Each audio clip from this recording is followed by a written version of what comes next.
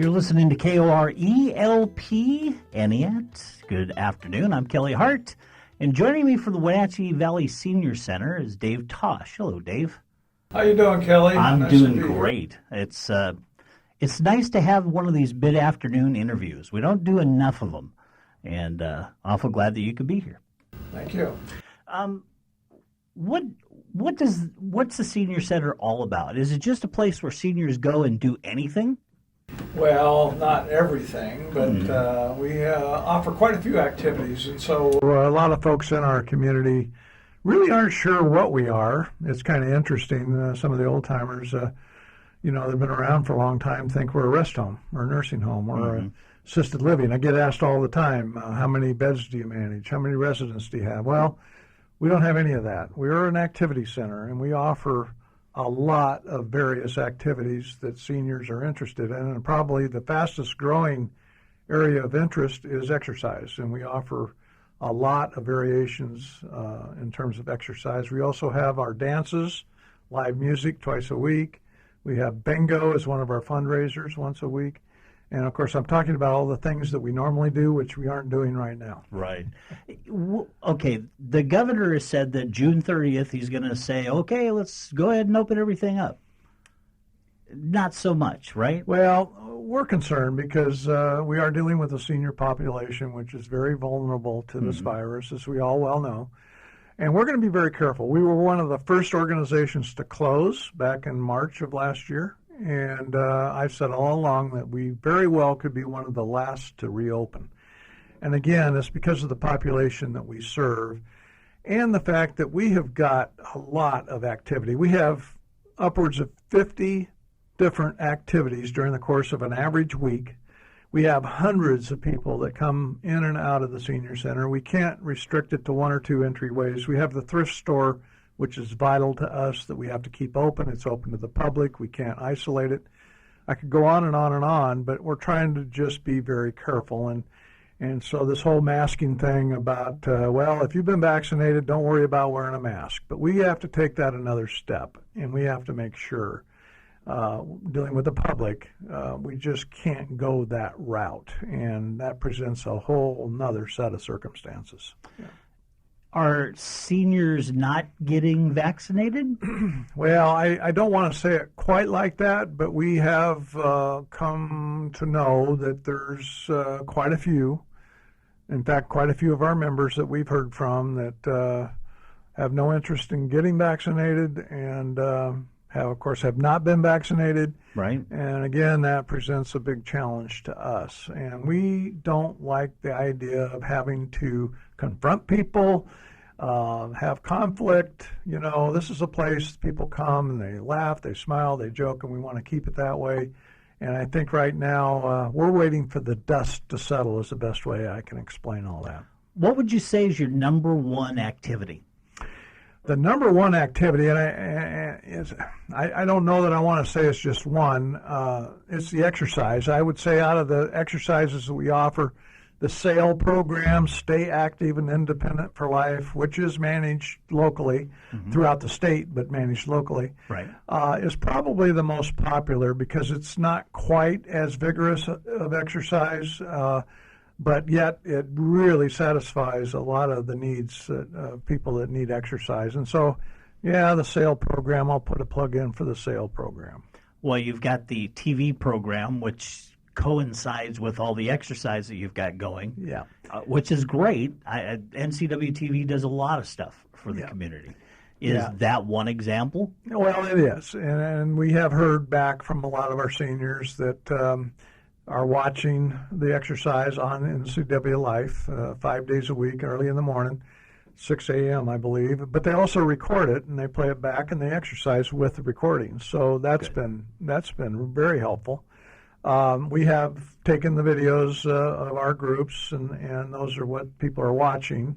We also have Tai Chi, which I haven't mentioned yet, but they are meeting in the Eastmont Parks, or park, and we've got about 30 people showing up for a Tai Chi class right now, and of course they're outside and they're all spread out, and that works fine.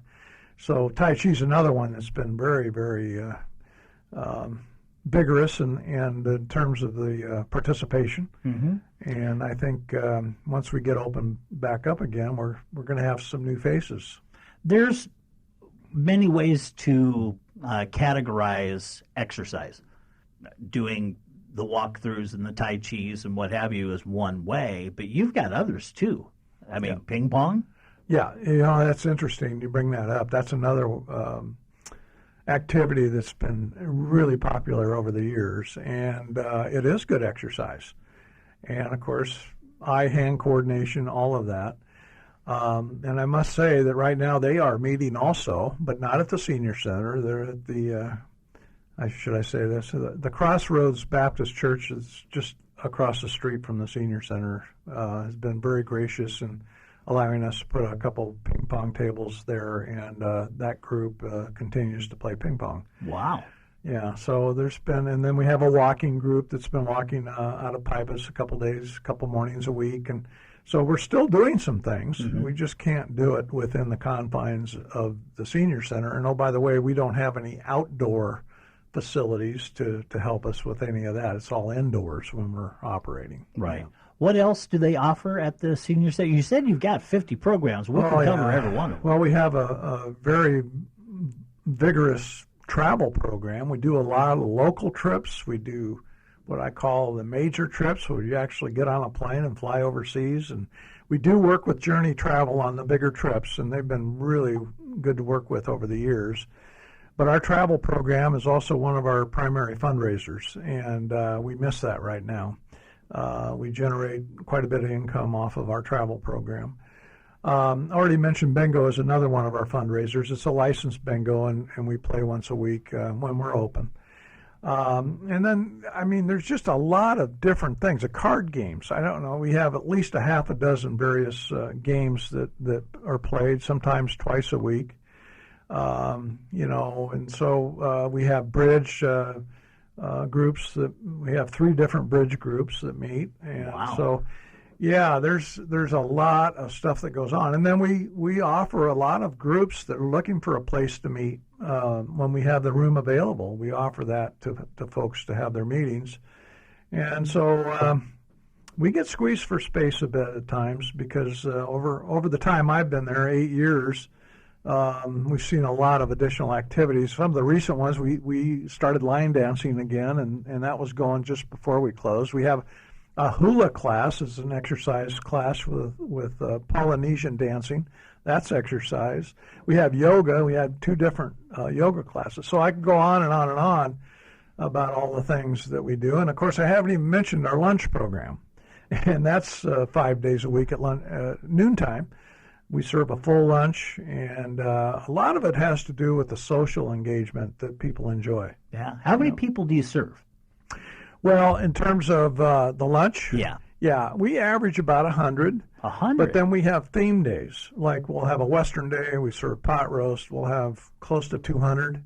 We'll have a birthday Friday once a month. It's a long-standing tradition. We'll have a couple hundred for that. And we serve specialty menus for those, are a little better menu than what we normally have. Try to bring more people in, and that's a lot of fun to have a full house, 200 people at one time. I don't think we're going to be doing that quite so soon, though. Well, again, you never know with the governor what's going to happen, one way or the other. Let's talk about your involvement with the TV station, with NCW Life. You're doing a lot of stuff with them, and one of them is a Vibrant Living show. Correct. And so I have to tip my hat to Russ Allman, Media Northwest. Russ and Dominic Bonney, a lot of folks know them. Mm-hmm. It really was Russ coming to us and saying, "Hey, you think it's time to try and do some local TV programming?" Because we have been talking about it in generalities, and I thought, if we don't do it while we're closed, we'll never get around to it. Mm-hmm. And so our goal has been to, stay in touch with our senior population. You mentioned Vibrant Living. It's a variety show, and we have 3 segments on a half-hour show, and it's a new show every week, and we do interviews with seniors, and we do interviews with other nonprofits, and and a whole host of things that we're trying to do. And we got some new initiatives coming up, actually, that we've learned about recently. But we also have, I mentioned already, the exercise vibrant motion in the mornings. And so, you know, it's allowed us to stay in touch, which I mentioned, and it's also allowing us to promote the senior center in terms of what we do. A lot of misunderstanding in our community as to what we are, what we do, and how we're organized, and all those kinds of things I think are important to get the word out on. I've been there a couple times. I've been to around the center. I've got a pretty good feeling of where everything is that's laid out. You could fit more than a couple hundred people in there at one time, can't you? Oh, yeah. Well, we try to keep within our restrictions that are posted as far as occupancy goes. Right. And I'll tell you, one of the other issues is after lunch, we got something else going within 15 minutes. And we have to clear the room. We have to move things around. We have to make adjustments. And so that doesn't happen every hour on the hour, but there's a lot of that goes on. And so we've always set a cap on our lunch at 200 because there's a lot of chairs and tables involved, and there's a lot of physical moving stuff, you know. Yeah, so that takes like an hour or two to get set up in the morning. I mean, you've got people that are working. Yeah. Typically, whatever's going on in the social hall, which is typically exercise in the mornings, we have to cut it off around 11. That gives us about an hour, which a lot of times it takes about an hour to get set up for lunch. Yep. And then we serve lunch right at noon, and that goes for at least a half an hour, depending on the crowd, maybe 45 minutes. And then we have another activity coming up at 1 o'clock. So, yeah, there's a lot of that goes on. Not every day, but most days. You know. Do you do dinner? No, we don't. And this is a program. It's sanctioned by the National Council on Aging. There's federal money involved to assist, and it's to provide seniors with a well-balanced meal once a day. And so a lot of the seniors that don't enjoy cooking anymore or don't want to deal with all that, they might even have a spouse that's unable to prepare a meal, and it's easy for them to bring their spouse, you know, with them and have a really nice, well-rounded meal. And so it takes a load off of a lot of folks. But it's really more about the social aspect. We have a lot of folks that will show up every single day. It doesn't matter what we serve. They want to be there with their friends, and it's on their schedule. And so it works out well. Is it a big O social club? Well, you know, it's a lot of that. I mean, I think, you know, you sit down and talk to people. They all have their own reasons as to why they like coming there. But I think the common denominator is they like to come and sit down with their friends, get out of the house, get away from the TV and the news and all of that kind of thing, and just take a break. And you know, we tell jokes at lunchtime. We interact. I think people need some of that. And I agree. Of course, right now it's not happening so much. Yeah. Okay. Well, I thank you a lot for coming in today. There's got to be one or two more things that I forget to ask. What about the Fed? You mentioned the federal government was part of the people that fund some of the lunches. Yeah. Is there anything else, anywhere else that Fed money comes in? How about state money?